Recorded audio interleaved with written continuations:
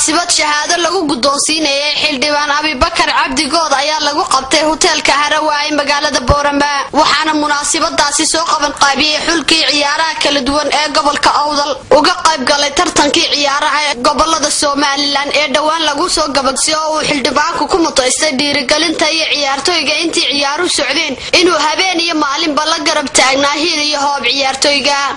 munaasabadaasi waxa ka hadlay xildhibaan Abibakar Cabdi Good waxaanu ka mahad celiyay shahaadada qiimaha leh ee xildhibaanka guddoonsiiyeen اليوم تروحوا أخوي عليها يحط خصوص قاعد يقول لي بهذا كورتون خصوص مالات تسأل خصوصيتي وأنا أسكت خصوص مالات اليوم تروحوا أخوي صوت دورتي وحنك أبي هم عندنا غيا ودنا اليوم وقتها هالك يسوق السمك سمع الصنع الأنيات يدور وروح قوالو وحن أنا واجبات سعران رفت واجبات سعران ومبا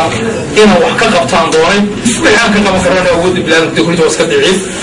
إنه أنا وصيار كيسا وبكود أنا هنا وحقبته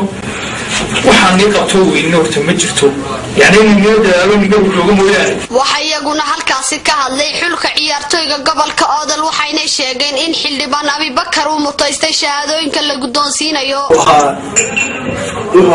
farajinay noo soo diray waxyaabaha taasina waxaan oran karaa ninka meesha ku joogay wuxuu xildhibaan Abibakar Cabdiraxmaan Good ilaahay aga siiyo sayidka